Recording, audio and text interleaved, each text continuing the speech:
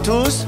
C'est un privilège de pouvoir prêcher la parole de Dieu sur les places publiques et nous sommes dans une action appelée Acte 2025, action d'évangélisation simultanée et en même temps dans cette île de la Réunion, il y a 15 réunions dans toute l'île où on prêche le message de l'évangile. Que Dieu nous aide encore à avoir cette liberté jusqu'à ce qu'il revienne. Le seul message qu'on annonce, c'est l'évangile. La parole de Dieu, ce livre-là, c'est pas un livre magique. C'est pas un livre de cérémonie. C'est pas un livre qui parle de Dieu, mais c'est Dieu qui nous parle. L'évangile nous présente un seul Dieu, le créateur de toutes choses. L'évangile ne présente pas plusieurs divinités. L'évangile ne présente pas plusieurs dieux, plusieurs saints, plusieurs saintes. La Bible dit formellement, il y a un seul Dieu. L'évangile nous présente Jésus-Christ comme le Messie. S'il n'y avait pas Jésus, on n'aurait jamais connu l'évangile. On n'aurait jamais connu David. On n'aurait jamais connu Abraham, Pierre, Jacques, Jean et tous les disciples. Jésus-Christ est le centre du message de l'évangile. Et nous n'avons rien d'autre à prêcher. Nous ne prêchons pas une méthodologie, des coutumes et toutes sortes de choses. Nous vous annonçons Christ crucifié, ressuscité. L'évangile présente Jésus comme étant éternel. Il a été avant la fondation du monde. Lui-même, il a dit « Je suis ».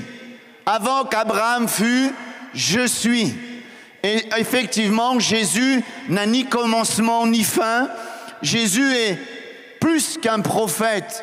On présente souvent Jésus comme un prophète quelconque. Certes, il est prophète, mais il est aussi le roi. Il est aussi le souverain sacrificateur.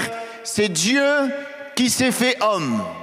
Il y a beaucoup d'hommes qui se prennent pour Dieu, mais le Seigneur, Jésus-Christ, c'est Dieu fait homme afin que chacun d'entre nous, nous puissions rencontrer le Créateur et le Sauveur Jésus-Christ.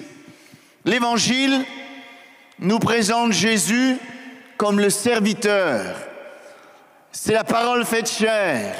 L'apôtre Paul dit dans Philippiens qu'il n'a pas regardé son égalité avec Dieu comme une proie arrachée, mais il s'est dépouillé lui-même prenant la forme d'un serviteur. Il n'est pas venu servir, il n'est pas venu se faire servir, il est venu servir les hommes. Il est venu avec une mission bien précise, accomplir une œuvre de salut, accomplir une œuvre, afin que nous puissions être sauvés de la colère à venir, du jugement dernier. L'Évangile présente Jésus comme le seul sauveur. Dans Actes, chapitre 4, verset 12, il est écrit qu'il n'y a de salut en aucun autre nom, car il n'y a sous le ciel aucun autre nom qui nous a été donné par lequel nous devions être sauvés. Et l'Évangile nous présente que Jésus-Christ est le chemin, la vérité et la vie. Nul ne vient au Père que par lui. L'Évangile nous présente Jésus puissant en œuvre. Pierre, rempli du Saint-Esprit, a dit ceci: vous savez comment Dieu a oint du Saint-Esprit et de force Jésus de Nazareth, qui allait de lieu en lieu guérissant tous ceux qui étaient sous l'empire du diable, car Dieu était avec lui. Et on le voit dans les évangiles, Jésus allait de village en village, dans les synagogues, sur les places publiques. Il guérissait les malades, les aveugles voient, les sourds entendent, les paralytiques marchent. Jésus est capable de délivrer les gens de possessions démoniaques. Et le Seigneur, il chassait les démons avec autorité. Il changeait les cœurs de l'homme. Et on voit que le message de l'Évangile est toujours d'actualité. Jésus, encore aujourd'hui, guérit les malades. Il est capable de guérir n'importe quelle maladie. La Bible dit que tout est possible à Dieu. Et de rajouter que tout est possible à celui qui croit. Jésus est en mesure de changer la vie des gens. Les gens essayent de changer de vie, changer de cœur, changer de caractère, changer en étant libres. Mais nous n'en avons pas la capacité. Et le message de l'Évangile est un message puissant qui est capable de nous affranchir et de nous rendre libres. L'Évangile nous présente Jésus humilié, mis au rang des malfaiteurs, considéré comme puni, considéré comme une malédiction. On présente Jésus crucifié sur une croix. Jésus, cette mort, elle n'est pas une mort héroïque, elle n'est pas une mort comme si on l'avait obligé, mais il l'a fait par amour, afin que tu sois sauvé, qui que tu sois, quelle que soit ta vie, quelle que soit la grandeur de tes péchés, quelle que soit la grandeur de ce que tu as fait et qui a sali ton âme, ta conscience. Le Seigneur Jésus, à la croix du Calvaire, a proclamé une parole de puissance qui résonne encore aujourd'hui. Tout est accompli. Et dans cette œuvre de Jésus à la croix, tu peux être réconcilié avec Dieu, tu peux être sauvé, tu peux être pardonné, tu peux être restauré, tu peux vivre une nouvelle naissance. Il y a une puissance, et comme dit Paul, la prédication de la croix est une folie pour ceux qui périssent, mais elle est une puissance de Dieu pour le salut de quiconque croit. Mais l'Évangile ne s'arrête pas là. L'Évangile proclame que Jésus est ressuscité. Il est vivant pour ne plus jamais mourir. Si Jésus n'était pas ressuscité, notre foi, elle serait vaine. Notre prédication serait vaine. Si Jésus n'est pas ressuscité, alors nous non plus, on ne ressuscitera pas un jour. Mais la foi chrétienne, c'est une foi dans un Christ ressuscité et on croit qu'un jour, nous ressusciterons avec le Seigneur. Ça, c'est l'espérance du chrétien et tu peux avoir cette espérance. Peut-être que la mort, elle t'effraie. La mort te fait peur. On dit que la mort est la mère de l'épouvante. Mais quand on croit dans le message de l'Évangile, on croit dans la puissance de la résurrection de Christ. Et la mort a perdu son pouvoir. La mort ne pouvait pas le retenir. Il est le prince de la vie. Alléluia. Ça ne s'arrête pas là. L'Évangile présente le Christ élevé, mais aussi glorifié. Un jour, les anges ont dit à ses disciples qui ont vu Jésus être élevé, « Pourquoi vous arrêtez-vous de regarder Jésus enlevé, il reviendra de la même manière. » Et on sait que dans la Bible, il n'y a que Enoch, Élie et le Seigneur qui ont connu cet enlèvement. Aucun saint, aucune sainte ont connu l'ascension et la glorification. Le message de l'Évangile est clair. Jésus a été élevé, bien plus, glorifié. Ça fait qu'aujourd'hui, lorsque tu invoques le Seigneur, tu n'invoques pas un Dieu mis dans une médaille, dans une statue, ou un Dieu historique, ou peut-être un Dieu resté sur la croix, non. Tu invoques le Seigneur glorifié, qui a repris son égalité avec Dieu, qui a reçu tout pouvoir sur la terre, dans le ciel, au siècle des siècles. Mais l'Évangile ne s'arrête pas là. L'Évangile dit, Jésus est venu, Jésus est parti, mais Jésus reviendra. Jésus revient. C'est un message certain, Jésus revient. Il y a un verset sur 25 dans le Nouveau Testament qui parle du retour de Jésus. Le savez-vous que Jésus revient? Jésus, dans Jean chapitre 14, verset 1er, il est dit que votre cœur ne se trouble point. Croyez en Dieu, croyez en moi.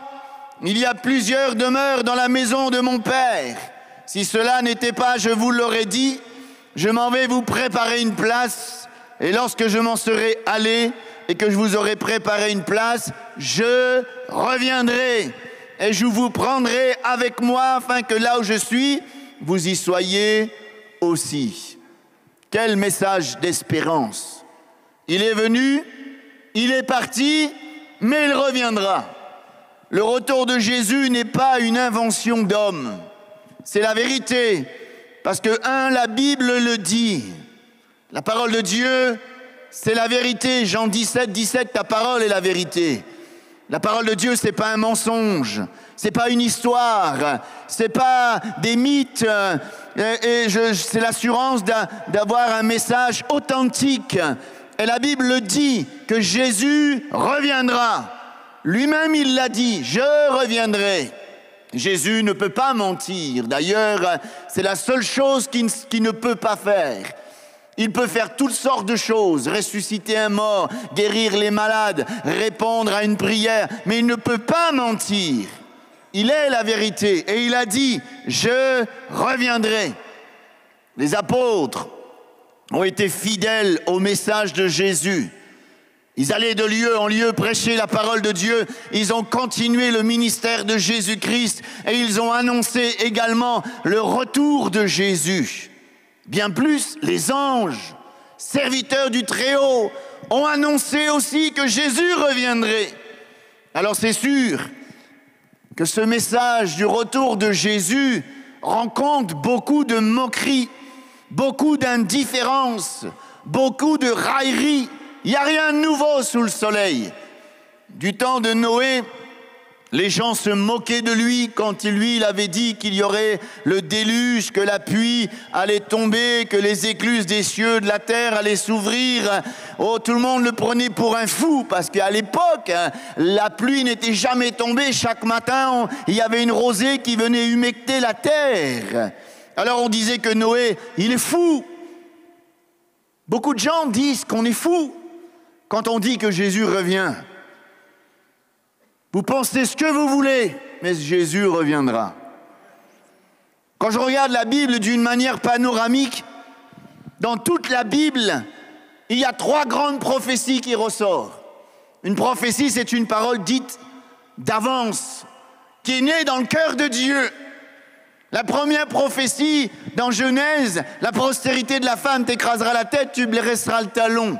Il est question de la venue de Jésus, annoncée beaucoup de temps en avance. Cette prophétie est accomplie parce que Jésus est venu. La deuxième grande prophétie de ce livre, la venue du Saint-Esprit. Dans les derniers temps, dit Joël, je répandrai mon esprit sur toute chair. Et aujourd'hui encore, Jésus baptise du Saint-Esprit. Prophétie accomplie. La troisième grande prophétie de ce livre, c'est le retour de Jésus. Elle n'est pas encore accomplie, mais certainement elle s'accomplira, car c'est une prophétie qui est née dans le cœur de Dieu. Elle s'accomplira certainement. Jésus reviendra, c'est certain. Il est venu, il est parti, mais il reviendra. Et face à ce message, il y a toutes sortes de questions qui peuvent naître dans votre cœur. Comment ça va se faire ? Pourquoi Jésus va revenir ? Quand est-ce qu'il va revenir ? Comment il va revenir ? La Bible est formelle. La première fois, quand il est venu en simple homme. Il n'avait ni beauté ni éclat pour attirer les regards. Sa tunique n'avait pas de couture. Il est venu en simple serviteur. Mais la Bible est formelle. Quand il reviendra dans toute sa gloire. Tout œil le verra et confessera qu'il est Seigneur. La première fois, il est venu sauver les hommes. La deuxième fois, il va prendre son église, la véritable église, non pas le bâtiment. Ceux qui ont fait la paix avec Dieu par Jésus-Christ, qui ont reçu le pardon de leurs péchés, qui se sont repentis, qui ont accepté le Christ comme sauveur personnel. En un instant, nous serons enlevés à la rencontre du Seigneur dans les nuées. Alléluia. Certains le verront comme un libérateur, d'autres le verront comme un juge. Pourquoi Jésus revient ? Si la première fois il est venu sur terre pour accomplir une œuvre de salut par la croix, le jour où il apparaîtra dans toute sa gloire, il prendra ceux qui ont une foi authentique. C'est le sens du mot apocalypse. Les journalistes, souvent, ils utilisent le mot apocalypse lorsqu'il y a une grosse catastrophe. C'est une scène apocalyptique. Mais le sens de l'apocalypse, c'est la révélation. Et quand Jésus va revenir, il va révéler la foi authentique. Une foi dans l'évangile, une foi dans le Christ, non pas dans un système, non pas dans un pasteur, non pas dans un mouvement, mais dans le Christ ressuscité. J'aimerais te poser une question ce soir, mon ami. Est-ce que tu es prêt? Est-ce que tu t'es repenti de tes péchés? Est-ce que tu as abandonné les idoles? Tu as abandonné ta mauvaise conduite? Est-ce que tu es prêt si Jésus revenait ce soir? C'est possible qu'il revienne ce soir. Qu'est-ce qui l'empêche qu'il revienne? Sa patience à ton égard. Quand est-ce qu'il va revenir? Grande question. Jésus a dit, personne ne connaît ni le jour ni l'heure si ce n'est le Père. Alors, ceux qui n'aiment pas trop la Bible disent, mais alors si Jésus est Dieu, il ne connaît pas le retour de Jésus. Seigneur, il n'a pas trouvé bon de le dire, il savait certainement, mais il n'a pas voulu dire pour pas que les gens puissent arriver avec des calculs, etc. Vous savez, Luther, il a dit quelque chose d'intéressant. Il a dit que le diable, c'est le singe de Dieu. Il fait tout à l'inverse. Alors, il y a des faux prophètes qui racontent toutes sortes de choses, et à plusieurs reprises, on a annoncé la fin du monde. Je vous encourage à lire Matthieu 24, Marc 13, Luc 21. Ce sont des chapitres de la Bible qui parlent des signes précurseurs. Et en regardant Matthieu 24, par exemple, nous voyons beaucoup de signes précurseurs et on a l'impression que tous les voyants sont au vert. Rien n'empêche Jésus de revenir ce soir. Il est dit au verset 6, des guerres, des bruits de guerre. Mais depuis que je suis né, il y a des guerres. Il n'y a jamais eu un moment où sur la terre, il n'y avait pas de guerre. Mais elles sont de plus en plus violentes, plus en plus de morts pour une idée, pour une religion, pour toutes sortes de choses. On entend parler, vous allumez la télé ce soir, guerre, guerre, guerre. Au verset 7, un autre signe, la famine. Il y a toujours eu de la famine.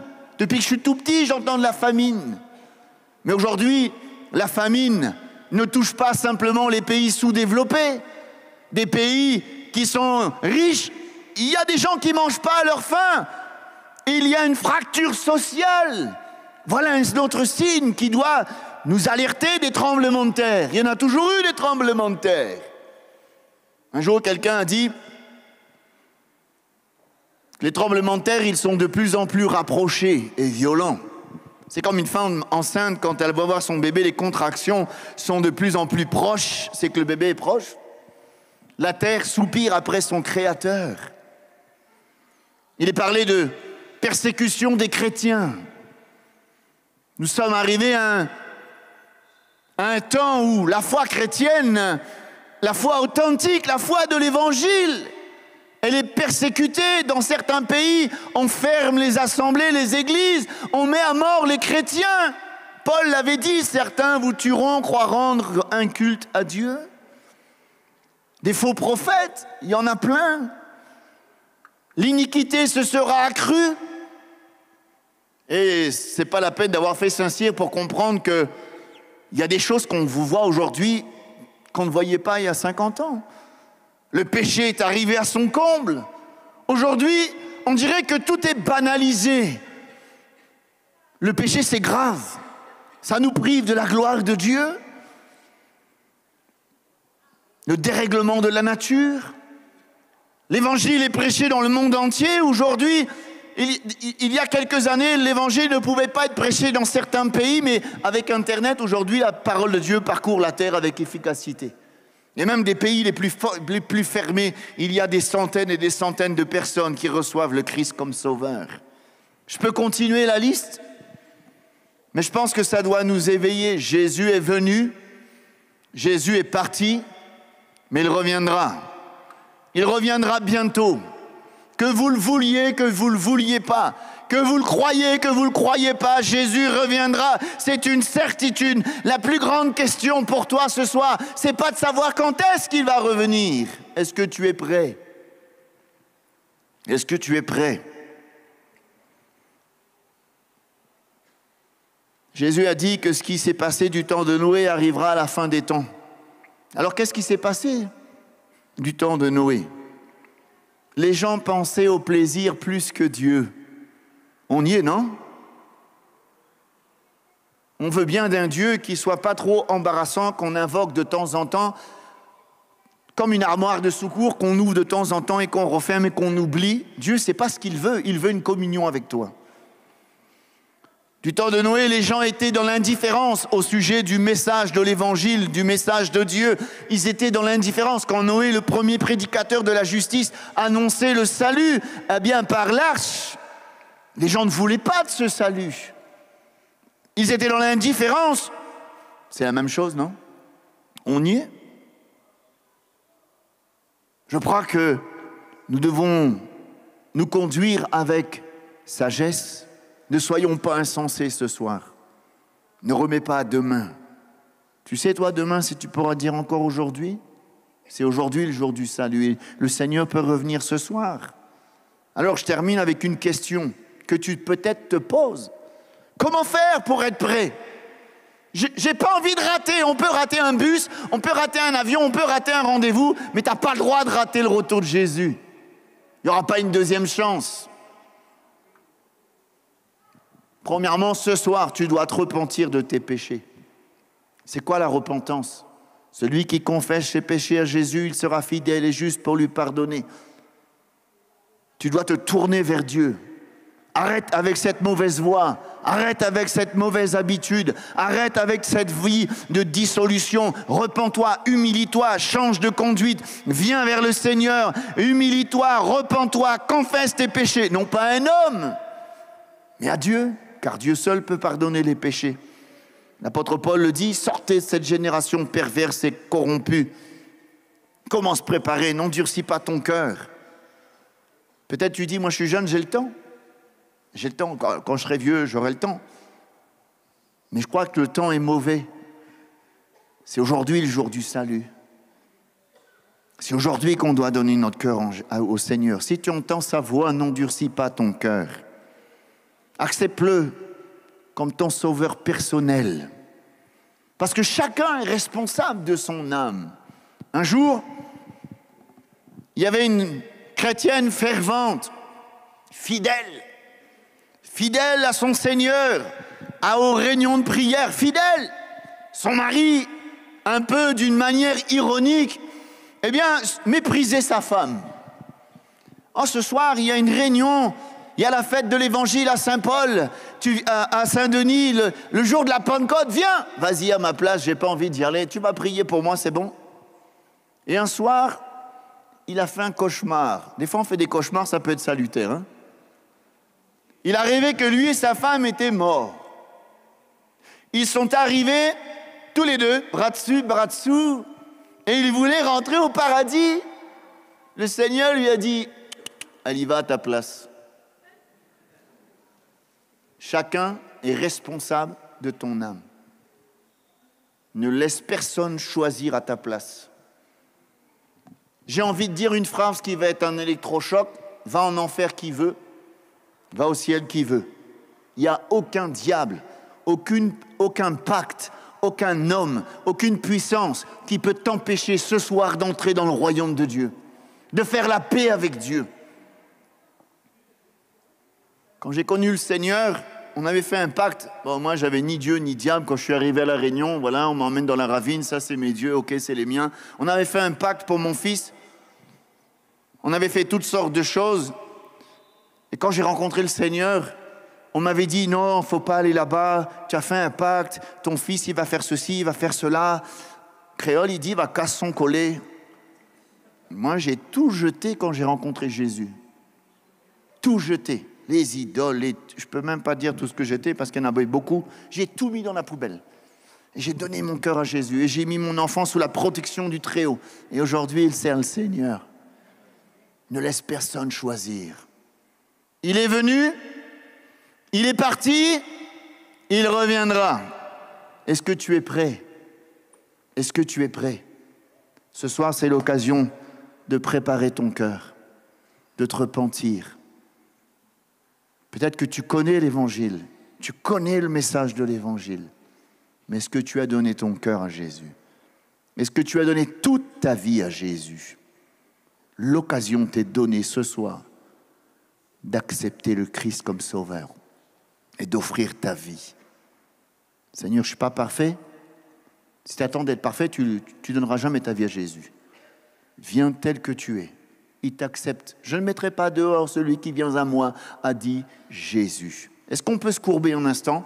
C'est un moment très important. Carole, si elle peut revenir, jouer un morceau avec les musiciens et on va prier le Seigneur. C'est un moment important, c'est un moment solennel, c'est un moment qui va impacter ton éternité. C'est un moment qui va impacter, ta décision va impacter ton éternité. Est-ce qu'on peut jouer avec son éternité? Non. Si tu n'as pas fait la paix avec Dieu, je t'en conjure dans le nom du Seigneur. Humilie-toi, sois en paix avec le Seigneur. Et quand il paraîtra, tu paraîtras aussi avec lui. Alléluia. Merci pour ta parole ce soir. Merci pour ces quelques mots, Seigneur. Je te demande de bénir cet auditoire et principalement ceux qui peut-être n'ont pas encore fait la paix avec toi. Je te demande de répandre ta grâce. Que le Saint-Esprit maintenant convainque les cœurs et que, Seigneur, tu entends la prière de celui qui veut se repentir, de celui qui vient à toi, Seigneur. Ô Dieu Tout-Puissant, sauve, pardonne, purifie, que ces bien-aimés soient prêts pour ce jour qui ne saurait tarder. Seigneur, tu es venu, tu es parti, mais certainement tu reviendras. Alors répands ta grâce dans le nom de Jésus-Christ. Merci Seigneur. On va faire quelque chose. J'ai bien dit tout à l'heure, c'est personnel. C'est pas ton mari qui va décider pour toi, c'est pas ta femme, c'est pas ton père, c'est pas ta mère, c'est pas tes enfants, c'est toi. Peut-être que tu connais, je sais. Mais en enfer aussi, il y a des gens qui disent je sais, je savais. Vous savez, si ce soir, en un clin d'œil, le Seigneur nous ouvrirait une petite fenêtre sur ce qui se passe en enfer, on entendrait « si j'avais su ». Pour l'éternité, il y a des gens qui disent ça. Plaise à Dieu que jamais tu puisses le dire. Alors, tout à l'heure, on priera pour les malades. Tout à l'heure, on priera parce que je crois que Jésus guérit les malades encore aujourd'hui. Mais là, ce soir, c'est le moment du salut. C'est le moment de la réconciliation. C'est le moment de se préparer. Est-ce que quelqu'un voudrait dire « Seigneur, me voici. Je te donne mon cœur, je te donne ma vie. Je te demande pardon pour mes péchés. » Alors si c'est ton cas ce soir, simplement, librement, on n'est pas dans le jugement, on est dans l'amour de Dieu. Tu lèves ta main, on prie pour toi et ton cœur, il va être pardonné. Oui, que Dieu vous bénisse, que Dieu vous bénisse, que Dieu vous bénisse. C'est un moment important, que Dieu vous bénisse. Oui, au fond là-bas, que Dieu vous bénisse. On va prier pour vous. Voilà, que Dieu vous bénisse aussi là-bas. Jésus revient. Ne remets pas plus tard ce que tu peux faire ce soir. Peut-être qu'il va revenir ce soir. Qui sait? Qu'est-ce qui empêche le Seigneur de venir? Toutes les prophéties de ce livre sont accomplies. Peut-être que tu es en train de te battre avec cette voix. Non, pas tout de suite. Je ne suis pas prêt, il y a encore des choses. Mais si tu ne le fais pas maintenant, tu ne le feras jamais. Alors je fais une dernière fois l'appel.